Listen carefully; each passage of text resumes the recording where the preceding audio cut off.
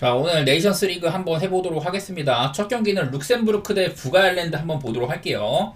자, 룩셈부르크는 제가 여기다 놨고요. 그리고 북아일랜드는 여기다 놨습니다. 양팀 간의 격차는 원래 그렇게 크진 않았다고 생각을 했는데 요즘에는 많이 보여요. 사실 제가 룩셈부르크를 엄청 꿀을 빨던 사람이에요. 거의 뭐 방송하기 전부터 해가지고 룩셈부르크가 이 네이션스 리그가 도입되고 나서 제가 뭐 룩셈부르크 감독이 거의 뭐 14년 동안 맡고 있다. 그래갖고 각급 청소년 대표팀이나 대표팀 스쿼드에 대한 이해도가 좋아가지고 룩셈부르크가 원래는 유럽에서도 하위권이었다가 이제는 뭐 유로 본선 토너먼트 그 유로 예선 이제 그 최종 플레이오프까지 갈 정도로 많이 성장을 했었잖아요. 근데 요즘에는 사실 이제 룩셈부르크 꿀 빠는 거를 조금 줄여야 돼. 예, 요즘에는 룩셈부르크가 그러지 못하고 있죠. A매치에서 이렇게 네이션스 리그 C에서도 많이 지기도 하고, 이게 직전 경기 불가리아한테 지긴 했지만은 불가리아가 너무 이제 좀 소극적으로 하는 바람에 찬스가 많이 있었습니다. 룩셈이 나름대로. 그마저도 다 날아갔었고, 요즘에 북아일랜드 경기력으로는 정배를 받을 만한 것 같아요. 요즘에 북아일랜드가 이렇습니다. 불가리아 원정 가서 한번 진 적이 있지만은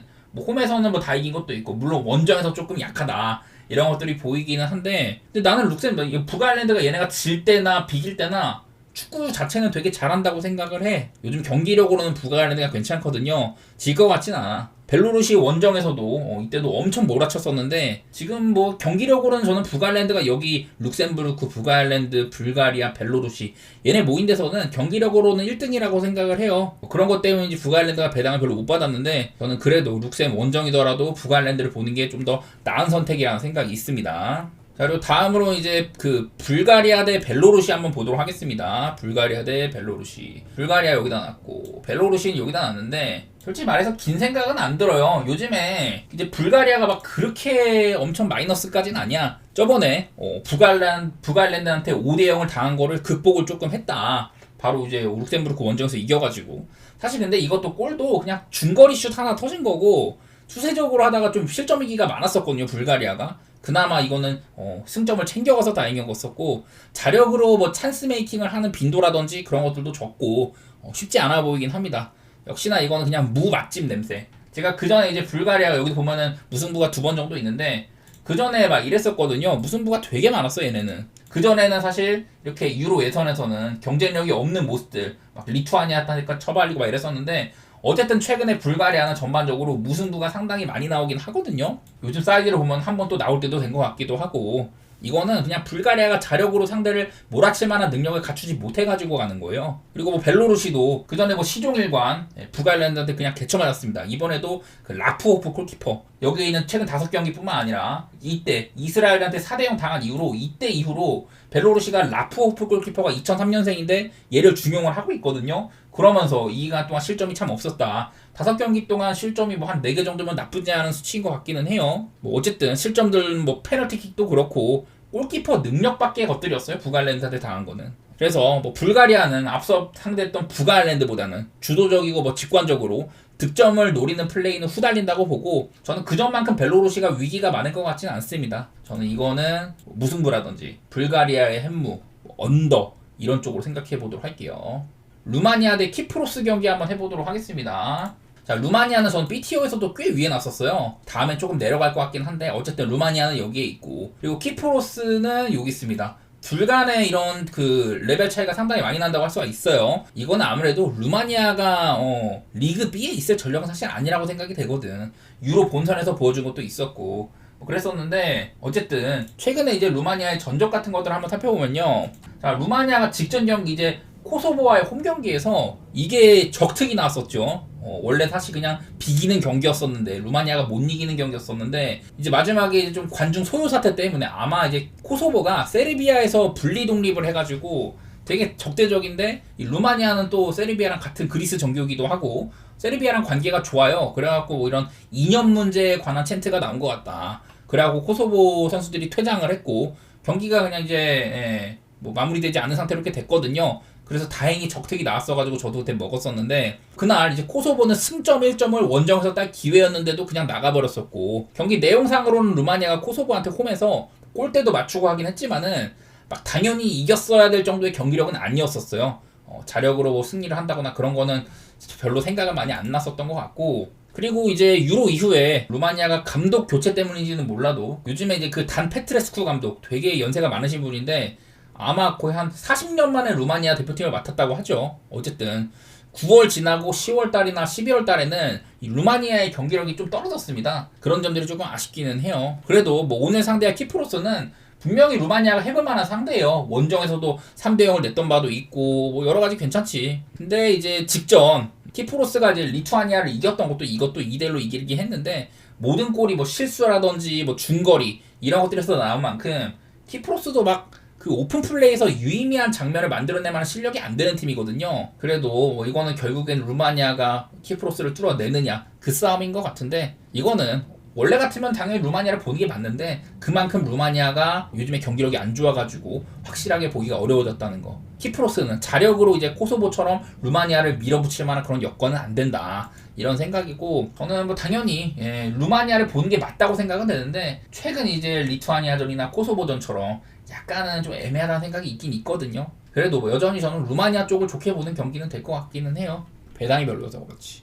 자, 그리고 다음 이제 코소보 대 리투아니아 경기 한번 해보도록 할게요. 자, 코소보는 여기다 놨고 리투아니아는 바로 밑에 있습니다. 지난번에는 이제 얘네들의 맞대결 때는 코소보가 홈에서 선제골 넣고 다소간에 조금 편하게 하려다가 원정에서 선제골 넣고 좀 편하게 하려다가 그때 이제 좀 리투아니아가 공세적으로 나오니까 오히려 많이 고생을 했었거든요. 그런 것들이 기억이 나는데 코소보가 이때 승리를 하긴 했었어도 되게 좀 무승부도 뜰만한 경기였었던 것 같기는 해. 그만큼 뭐 리투아니아가 아주 저력이 없지는 않다. 그리고 코소보도 완전 뭐 상대를 이렇게 박살낼 수 있는 그 정도까지는 아니다라는 건데 그건 아무래도 리투아니아가 홈이었으니까 그랬으니까 이제 코소보가 조금 수세적으로 나온 것 같고 이번에는 홈이기는 하죠. 직전 경기 사실 뭐 이 경기 서스펜디드 되긴 했지만은 코소보가 루마니아 원정에서도 되게 잘 싸웠었어요. 아까 말했다시피 세르비아 코소보 간의 이런 이념 문제 때문에 처리가 그렇게 된 것 같은데 어쨌든 원정임에도 경기력 자체는 밀리지 않았었다. 아까 그리고 이제 요즘에 리투아니아 전적이 이렇거든요. 마지막 경기 이때도 서로 간에 뭐 중거리 2골 터지고 골키퍼 실수해서 결승골 나오고 이러면서 그만큼 퀄리티는 기대할 게 못 되고 둘 다 키프로스나 리투아니아나 왜 유럽의 최하위권인지 알만한 경기력이었었다. 저는 지난번처럼 코소보가 뭐 선제골을 넣는다고 해서 한 골 넣고 막 가드 올리다가 위기 내주고 그럴 일은 없을 것 같고 이번에는 또 지난번이랑 달리 국대에서 경기당 0.5골을 넣고 있는 간판 공격수 무리키도 돌아왔죠. 그런 것들 생각하면은 아무래도 코소보 쪽에 우위를 들어주는 게 맞는 경기인 것 같습니다. 그리고 다음으로는 리히텐슈타인 대 산마리노 경기 해볼게요. 이름만 들어도 알겠지만은 리히텐슈타인 산마리노는 유럽의 최약체들 간의 경기입니다. 여기랑 바로 여기 밑에. 원래 같은 경우는 근데 산마리노가 독보적으로 유럽에서 약한 팀이었었는데 최근에는 얘기가 좀 다릅니다. 상대 전적부터 한번 보면은 옛날에 2004년에 한번 산마리노가 홈에서 리히텐슈타인을 잡은 적이 있었는데 그리고 2024년 9월에 또 잡았었죠. 20년 만에 산마리노가 이 사이에 어느 팀도 못 이겼었는데 리히텐슈타인을 한번 이겼었다. 이게 일단은 제일 돋보여요. 그만큼 산마리노가 거의 뭐 최약체 수준인데 요즘에는 리히텐슈타인도 조금 오락가락합니다. 얼마 전에 이제 리히텐슈타인은 몰타한테 개맞고 오기도 하고 요즘 포스로는 오히려 산마리노가 괜찮아 보이기도 해요. 어쨌든 간에 내용은 어쨌든 간에 산마리노는 홈에서 지브롤터한테 종료 직전에 페널티킥으로 극적인 무승부를 캐기도 하고 물론 뭐 자력으로 두 팀 다 찬스를 만들어가지고 오픈플레이 득점 이런 것들을 할 능력은 서로 안 된다고 생각이 돼. 저는 뭐 최근 A매치에서 간만에 이긴 거라든지 많아진 득점 지브롤터가 조금 비슷한 레벨이라고는 해도 어쨌든 뭐 산마리노가 무승부까지 캐낸 거 그런 것들을 생각을 하면은 산마리노의 프렌 배당이 꽤 괜찮거든요. 그러니까 이 경기가 뭐 무승부도 당연히 괜찮고 뭐 그런 건 맞는데 리히텐슈타인 승을 편하게 보기보다는 차라리 산마리노가 배당 이 정도면은 저는 산마리노의 프렌 한번 가보고 싶긴 하거든요. 어쨌든 언더라든지 무승부 뭐 리히텐슈타인이 이겨도 뭐 한 점차 승부 그런 것도 선택할 만은 한데 저는 그 중에 제일 나은 거는 뭐 배당도 산마리노가 프렌이 2배가 넣으면은 한번 눌러도 될 거는 같아요. 자, 다음으로는 이제 폴란드 대 스코틀랜드 경기 한번 말씀드려 보도록 하겠습니다. 폴란드는 여기다 놨고요. 스코틀랜드 여기다 놨습니다. 둘 다 뭐 좀 실망스러운 팀들 간의 대결이에요. 스코틀랜드 먼저 얘기하면은 저번에 크로아티아전은 전반전에서 크로아티아의 수시치가 조금은 억울한 퇴장이 나왔었습니다. 그래갖고 수적 우위를 바탕으로 승리를 한 거였었는데 그래서 지금 여기 좀 조상황 같은 것들을 볼 필요가 있거든요. 여기는 폴란드랑 스코틀랜드가 둘 다 승점이 4점으로 동률이에요. 그리고 맞대결 같은 것들도 그 폴란드가 스코틀랜드 원정에서 3대2로 이겼어가지고 맞대결 전적이 앞서가지고 지금 폴란드가 위쪽에 있습니다. 이거는 뭐 누가 리그 B로 강등을 당할 거냐 뭐 그런 싸움인데 스코틀랜드가 전체적인 골득실은 조금 앞서 실점이 적어가지고 그런데 홈에서 2대3으로 역전패 당했어가지고 이 경기를 한 골 차로 이긴다. 그러면은 맞대결 다득점이 부족하거든요. 그래서 오늘은 스코틀랜드가 폴란드 원정 가가지고 2점 차 이상으로 승리를 해야 강등을 면할 수 있는 경기다. 저는 뭐 아까도 두 번 둘 다 이제 좀 실망스럽다고 했었는데 스코틀랜드는 그래도 포르투갈을 견뎠었던 반면 폴란드는 못 견뎠었죠. 5대1로 대패를 했었죠. 그런 것들이 차이라면 차이인데 저는 이거는 굳이 어느 한쪽이 뭐 잘한다 못한다를 따지는 게 무의미한 것 같고 그나마 이제 폴란드가 홈이고 갈 길이 바쁜 거는 스코틀랜드다. 그래서 뭐 폴란드가 역습을 노리기 조금 편하다. 뭐 홈이니까 사실 뭐 그러지 않아도 되는데 어쨌든 폴란드는 이 경기는 비기기만 해도 잔류인 셈이거든요. 스코틀랜드는 근데 또 얘네들의 공격력으로는 상대팀을 막 무너뜨리기는 저는 모자라다고 보이기는 해요. 그래서 비기기만 해도 폴란드는 잔류는 되니까 스코틀랜드는 떨어지기 싫으면 어떻게든 간에 폴란드를 2점 차로 꺾어야 되는데 원정에서 그러기는 쉽지 않아 보이기는 해요. 자, 다음으로 크로아티아 대 포르투갈 한번 말씀드릴게요. 크로아티아 여기다 놨고 포르투갈은 여기 있습니다. 사실 얘네들이 되게 많이 만났거든요. 얼마 전에 이제 그 포르투갈은 홈에서 폴란드를 무난하게 제압을 했죠. 5대1로. 그리고 크로아티아는 뭐 퇴장도 퇴장이긴 했지만은 멤버가 조금 별로였었어요. 어찌 보면 이제 크로아티아도 황금 세대 멤버들이 많이 은퇴하기도 하고 모드리치는 살아있는데 옆에 브로조비치나 라키티치 전부 은퇴를 했었죠. 그리고 이제 뭐 중간 세대 그 이후에 나타난 세대는 그 전에 퀄리티 황금 세대 퀄리티에 못 미쳐가지고 도태된 애들이 많았었고 요즘에 좀 새로 나온 이제 신진 애들은 증명해야 할 게 많죠. 크로아티아는 그런 것들이 생각이 나는데 어쨌든 간에 지금 이제 포르투갈은 저는 유럽에서도 5손가락 안에 드는 전력이라고 생각을 합니다. 이미 이제 포르투갈은 여기는 그 조 1위로 8강 진출을 확정을 지었거든요. 그래서 여기 조 상황이 지금 이래요. 포르투갈이 승점 13점 그리고 크로아티아가 승점 7점 뭐 이런 모양새인데 지금 포르투갈에서 브루노 페르난데스, 베나실, 페드로 네투, 호날두 이런 친구들이 전부 다 오는 경기 안 나옵니다. 전부 다 소속팀으로 복귀를 했어요. 이미 이제 다음 라운드 진출이 확정이 됐기 때문에 아마도 최종전에서 그냥 뭐 로테이션을 많이 돌리겠다 이런 것 같은데 방금 말씀드렸던 4명 모두 다 폴란드전에 선발로 뛰었었던 애들이고 거의 다 뭐 주전급이라고 봐야죠. 오늘은 분명히 포르투갈이 로테를 많이 돌릴 거고 뒤통수를 맞을 수 있는 날이라고도 생각이 됩니다. 아마 비티냐나 뭐 펠릭스, 뭐 베이가, 네베스, 뭐 콘세이상 이런 애들이 선발로 나올 것 같은데 뭐 다 유망한 애들이긴 하지만은 즉각적으로 크로아티아 원정 가가지고 포르투갈의 승리를 물어다 줄 수 있냐 이거는 조금 애매하기는 해요. 아까도 그리고 잠깐 얘기했다시피 얘네들은 상대 전적이 되게 많습니다. 그 2013년 이후로 이때부터 해가지고 거의 한 8번 정도 만났었거든요. 중간에 뭐 취소된 경기도 있고 이러긴 한데 보시다시피 포르투갈이 많이 이기긴 했어요. 근데 아까 말했다시피 주전급들 결장도 많고 포르투갈이 배당이 괜찮다고 해가지고 함부로 물기에 좋은 경기는 아닌 것 같아. 근데 또 그렇다고 해서 크로아티아의 역배도 조금 별로긴 하거든요.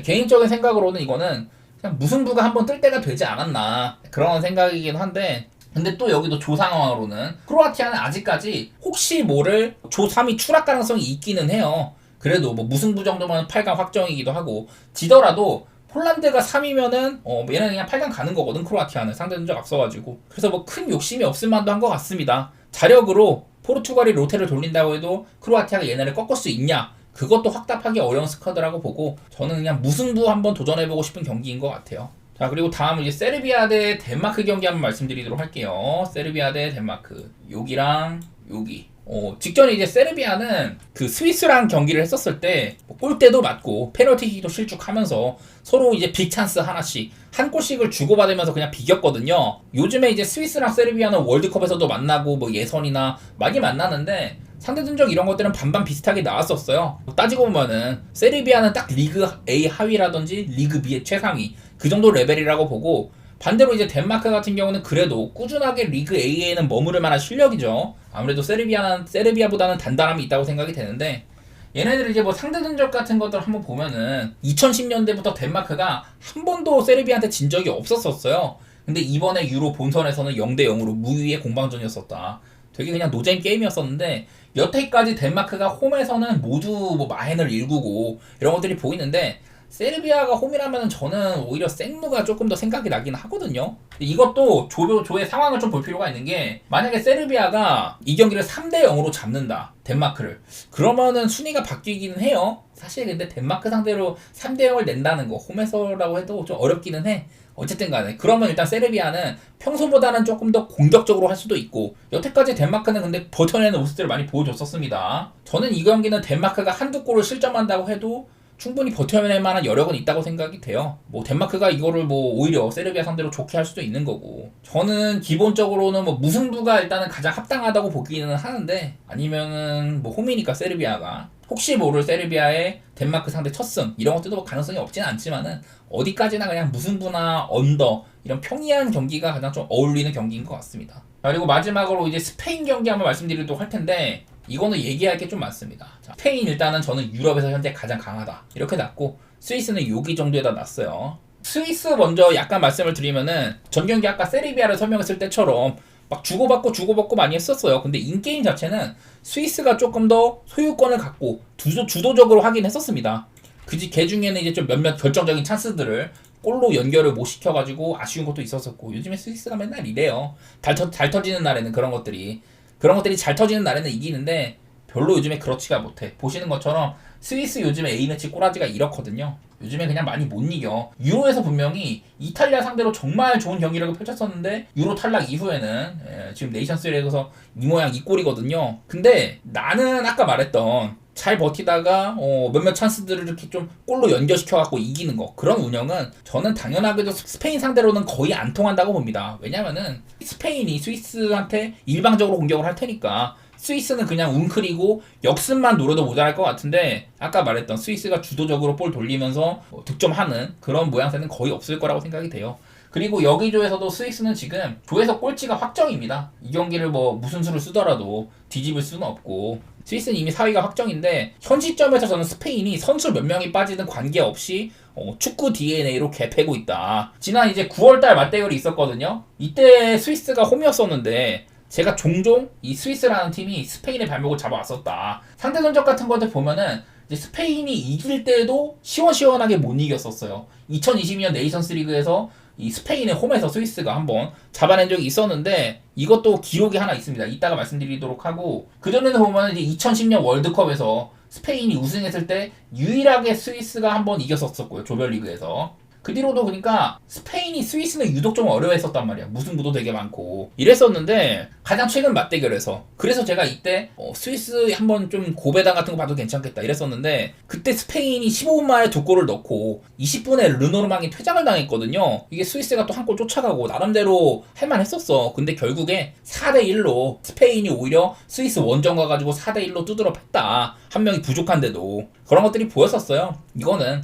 스위스의 최근 하락세와 더불어 이 스페인이 경기력으로 상대를 조져오는 모습이 계속돼가지고, 저는 그냥 무지성으로 스페인을 눌러야 된다고 봅니다. 그리고 또 스페인을 칭찬할 만한 게 하나가 있는데, 네, 여기 보면은 이게 최근 스페인의 홈전적이거든요. 쭉 보면은 중간중간에 한번 빨간색이 있긴 있잖아. 근데 여기에 있는 거 이거 2018년 10월달에 잉글랜드한테 네이션스리그에서 스페인이 한번 진 적이 있었거든요. 근데 그 이후로 쭉 내리면은 프랑스한테 졌던 거, 이거는 밀라노에서 펼쳐졌던 거고, 그리고 홈에서 한번 스위스한테 로테이션 되게 많이 돌렸다가 한번 진 적이 있는데, 그 다음에 콜롬비아한테 진 것도, 이것도 아마 런던인가 그랬었어요. 그래서 스페인이 홈에서는 2018년부터 스위스한테 딱 한번 졌던 거, 그거 하나 있기는 한데, 그 외에는 지금까지 패배가 없다는 소리거든요. 오늘 이 경기장이 그 이제 스페인 본토가 아니라 북아프리카 서쪽에 있는 테네리페 섬에서 거기서 열립니다. 그래서 스페인 본토가 아니라는 거, 이것도 기억을 해야 되는데, 뭐 28년 만에